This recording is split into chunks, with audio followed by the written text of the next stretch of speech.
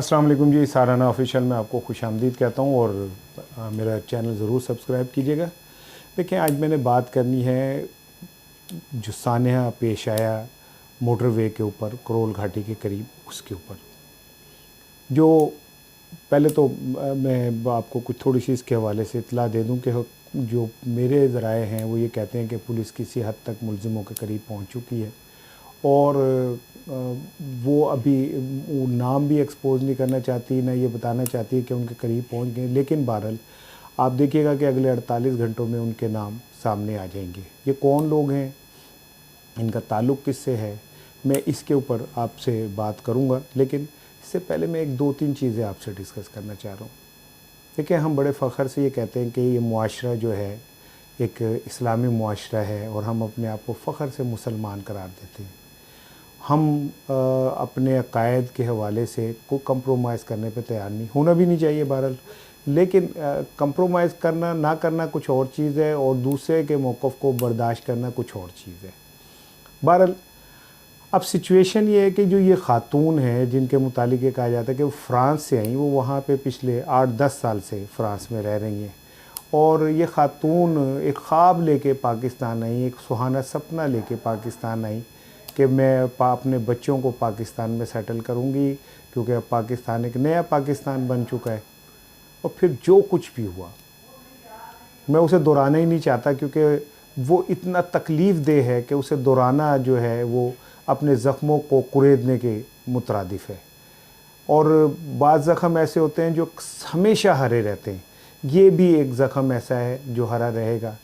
उसकी वजह यह है कि हम दुनिया में जो अपना इमेज बनाने की कोशिश करते हैं, वो इमेज हमारे किसी एक वाक़े से, किसी एक हरकत से तबाह हो जाता है। ऐसा नहीं है, दुनिया के अंदर भी ज़्यादतियों के वाक़यात होते हैं। जो दुनिया के जदीद तरीन मुआशरे हैं जो अपने आप को बहुत बड़ा क्लेम करते हैं, अमेरिका, बरतानिया, फ़्रांस, इटली, जर्मन, वहाँ पे भी इसी तरह सब कुछ होता है, लेकिन तवातुर से नहीं होता, लेकिन इस आज़ादाना और इस दरिंदगी के अंदाज़ में नहीं होता। जो कुछ भी हुआ, जिस तरह भी हुआ, मैं उसे तो डिस्कस ही नहीं करूँगा। पहले तो मैं मीडिया के आगे हाथ जोड़ के दरख्वास्त करता हूँ कि खुदारा रेटिंग लेने के चक्कर में, नंबर 1 बनने के चक्कर में उन लोगों के घर ना पहुँच जाइएगा। खुदारा खुदारा खुदारा उन बच्चों को और उस ख़वातीन की तस्वीर दिखाने के चक्कर में ना पड़ जाइएगा, या उनके रिश्तेदारों के इंटरव्यू करने ना बैठ जाइएगा। ये पूरी कौम के साथ एक वाक़या हुआ है। वो ख़ातून फ़्रांस से 10 साल बाद आई थी, ये सोच कर के इस मुल्क के अंदर वो अपने बच्चों को तालीम दिलवाएगी, परवरिश करेगी, लेकिन अब वो शायद फ़्रांस वापस जाने की क्या, वो तो इस दुनिया में ना कैसे रहेगी ये मुझे नहीं पता। अब वो जुमला तो ज़रा महसूस करें जो उसका पहला जुमला था पुलिस एहलकार को देख के, भाई। किस बेबसी से उसने ये लफ्ज़ इस्तेमाल किया होगा, भाई। किस तकलीफ़ से उसने ये लफ्ज़ इस्तेमाल किया होगा, भाई। एक ऐसा मुआशरा जिसे हम बकौल वज़ीर आज़म इमरान ख़ान साहब के उन्होंने ये मुआशरा एक इस्लामी मुआशरा बनाना है, मदीने की रियासत बनाना है। और मदीने की रियासत तो भाई जो खलीफा वक्त है ना, वो रात को उठ के बैठ जाता है, रोता है कि कहीं मुझसे कोई गलती तो नहीं हो गई। किस रियासत मदीना की आप बात कर रहे हैं, जहाँ पे औरत ना कब्र में महफूज है, ना घर में महफूज है, ना सड़कों पे महफूज है। कौन सी रियासत मदीना आप बना रहे हैं? खुदारा मदीना के नाम को तो बदनाम ना करें।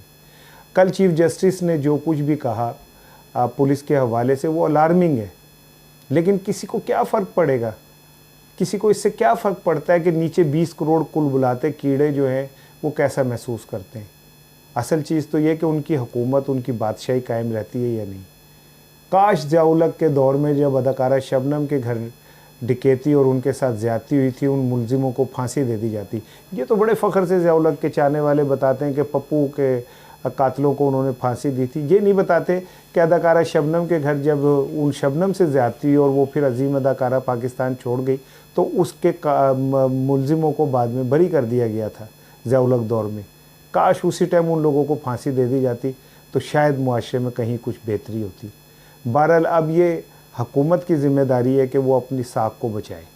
जब मैं बात कर रहा था कि मुलजिमों के हवाले से, तो देखें जो ये करोल घाटी और इसके इर्द गिर्द का इलाका, ये है ही क्रिमिनल का इलाका। इससे पहले कुछ दिन पहले भी वहाँ पे एक ऐसा ही वाक़या हुआ जिसमें एक बच्ची के साथ ज़्यादती की गई उसके अजीज़ रिश्तेदार की मौजूदगी में। इसी तरह आपको याद होगा कुछ दिन पहले एक नर्स के साथ वहाँ पे इसी तरह वो स्टाफ गुज़र रहा था तो वहाँ रोक के की गई।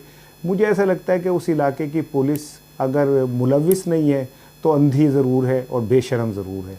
अदरवाइज़ अगर इस तरह का एक भी वाक़या वहाँ हुआ था और उसके बाद वहाँ पे सफाई हो जाती, किसी मुलजिम को सज़ा हो जाती, तो शायद ऐसा ना होता। लेकिन क्या करें कि हमारा तो CCPO इस वाक़े का मजाक बनाता है और उसको कुछ नहीं कहा जाता। इससे अंदाज़ा कर लें कि जो इस शहर का कोतवाल है उसको इस वाक़े की सेंसिटिविटी और उस वाक़े की हसासियत का बिल्कुल अंदाज़ा नहीं है। वो इसे किस तरह ले रहा है उसका बयान आपके सामने है।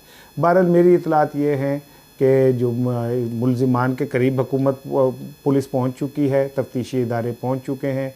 जो 14 अफराद गिरफ़्तार किए गए हैं उनके अलावा भी बहुत सारे लोग गिरफ़्तार कर लिए गए हैं जिनको अभी मीडिया के सामने नहीं लाया जा रहा, लेकिन जल्द लाया जाएगा। और इतलात मेरी ये है कि वो दोनों जो लोग हैं वो गिरफ़्तार हो चुके हैं या पुलिस के ने उनके गिर्द शिकंजा जो है वो कस लिया है।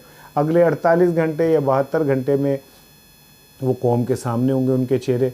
लेकिन यह मैं एक हुकूमत से मुतालबा करूँगा कि अगर जुर्म सड़क पे हुआ है तो सज़ा भी सड़क पे मिलनी चाहिए। अगर दरिंदगी की इंतहा उन लोगों ने की है तो उनको उसी दरिंदगी के साथ जो है सज़ा भी मिलनी चाहिए। और मैं मुतालबा करूँगा कि इन लोगों को, ऐसे लोगों को, 5-7 लोगों को आप टांग देना सड़कों के ऊपर, चौराहों पे। अब मैं देखूँगा कि कोई गुज़रती हुई लड़की की तरफ आँख उठा के भी देखेगा, लेकिन उसके लिए हुकूमत की रिट और विल चाहिए होती है। ये तो अब वज़ीर आला बुज़दार ने साबित करना है कि उनकी कितनी ग्रिप है हुकूमत के ऊपर। इमरान खान ने साबित करना है कि रियासत मदीना का नाम लेना और उस पर अमल करने में क्या फ़र्क होता है।